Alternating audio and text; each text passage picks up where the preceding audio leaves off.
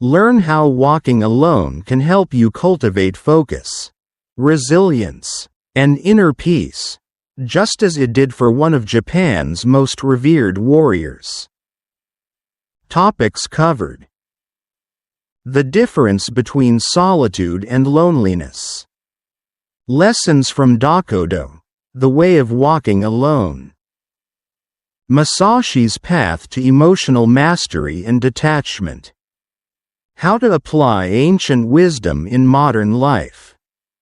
If you're on a journey of self-development, mindfulness, or personal discipline, this video is for you.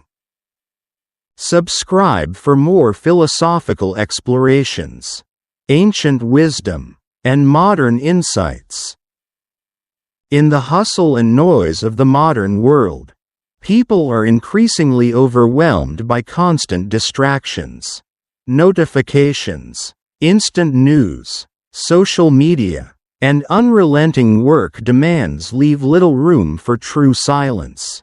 We are constantly connected, yet rarely connected to ourselves. In such a restless age, solitude is often misunderstood, associated with loneliness, alienation, or failure to integrate. However, there exists another kind of solitude, intentional, mindful, and inwardly cultivated. Throughout history, a rare few have pursued this path as a means toward mastery and inner clarity. Among them, none embody this ideal more fully than Miyamoto Musashi, the legendary Japanese swordsman of the 17th century. Musashi was not merely an undefeated warrior, with over 60 life and death duels to his name, but also a practical philosopher, a man obsessed with personal refinement. What he left behind was not only swordsmanship, but a holistic philosophy of living, distilled in his final work, Dokkodo, the way of walking alone, written just a week before his death. This list of 21 principles reveals a mind honed through silence, hardship, and deliberate isolation. 1. Musashi. A man of the path, not the crowd. Miyamoto Musashi was born in 1584, during Japan's turbulent Sengoku period, a time of unending warfare between feudal clans. In this world of shifting allegiances and bloodshed, he chose to become a ronin, a masterless samurai. This was not merely a social position but a profound declaration of independence. It allowed him to follow a personal ideal, to train and live not for status or praise, but for intrinsic growth. No one guided him. Musashi became the archetype of the lone wanderer, not only physically alone, but mentally and spiritually self-sufficient. He traveled across Japan challenging other swordsmen, not just to defeat them, but to test himself, to confront his own limitations. He refused to conform to any single school or doctrine, instead forging his own path, techniques, and philosophy. 2. Solitude is not loneliness. One of the most common misconceptions about the way of the loner is equating it with loneliness. For Musashi, solitude was a conscious, deliberate choice, not an absence, but a presence. His approach to solitude resonates deeply with Zen Buddhism and Taoism, where withdrawal from the world is a tool for deeper awareness.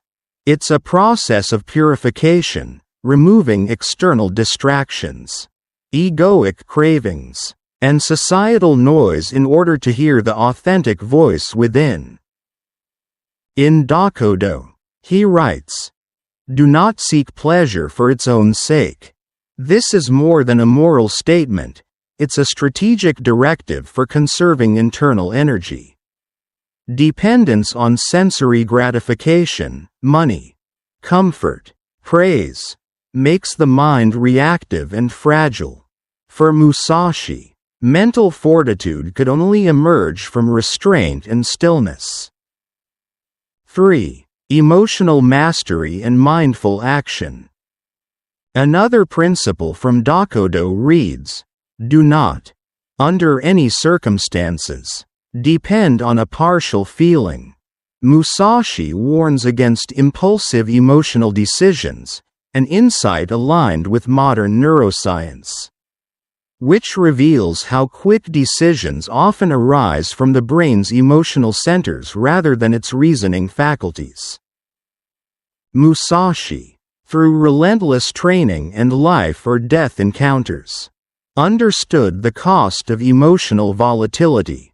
He cultivated a mindset of mindfulness, a heightened state of awareness where every action is deliberate, not reactive. This is not just useful for a warrior, it is essential for anyone seeking self-mastery in a distracted world.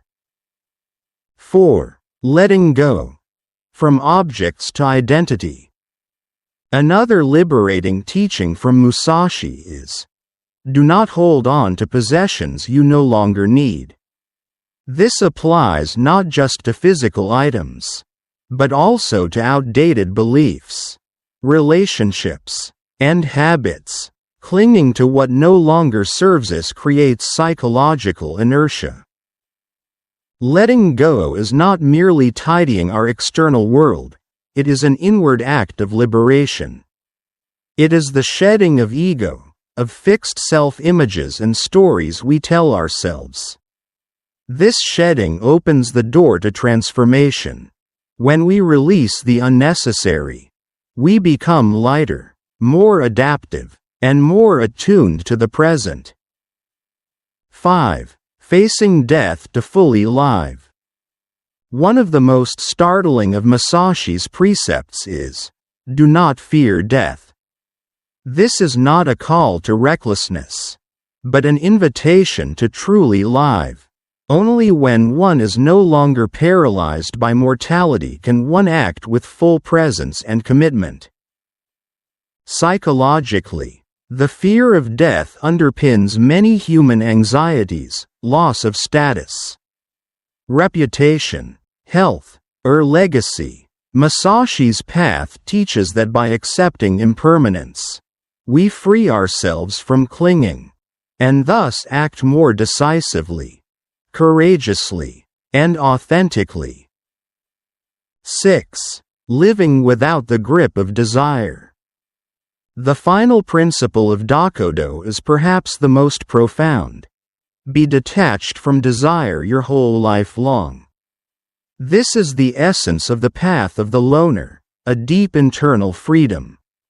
Modern life is structured around constant craving, for more time, more money, more recognition, but, as Buddhism teaches, it is this very craving that leads to suffering. Musashi didn't reject the world, he rejected enslavement to it. This enabled him to walk through life with independence. He was not driven by the need to impress, please, or belong. He did not rely on praise or fear rejection. This is the true strength of the loner, self-possession. 7. Applying Musashi's wisdom in the modern world. In a world saturated with noise, Musashi's intentional solitude feels more urgent than ever.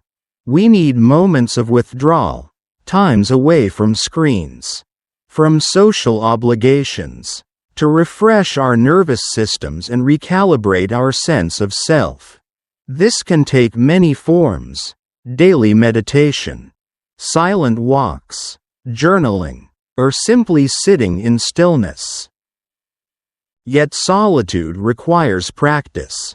At first, it may feel boring, even scary, but like forging a sword, the process of tempering over time produces strength and clarity. We must shift our perception, Solitude is not social failure, it is a spiritual discipline. 8. Conclusion. Walking alone as liberation. Musashi did not advocate abandoning the world, but becoming fully awake within it. Dokkodo is not a religious dogma. It is a pragmatic guide to a resilient life. In chosen solitude, we learn to listen, to act with precision, to let go of what no longer serves, and to live unshackled by fear or craving. This path is not easy, but what it offers is inner freedom, the deepest kind, which no external power can give or take away. As Musashi lived, so might we. Discovering that the greatest power lies not in noise or validation, but in the ability to stand still in silence, clear and unshaken, and in doing so, we do not merely survive, we master ourselves. Thank you for watching Walking Alone, the Path to Inner Mastery. If you found this video meaningful, please like, share it with others who may benefit from these insights, and subscribe to our channel Eastern Wisdom Today. By joining our community, you'll stay connected to more videos. Thank you for your support, and we look forward to sharing more with you soon.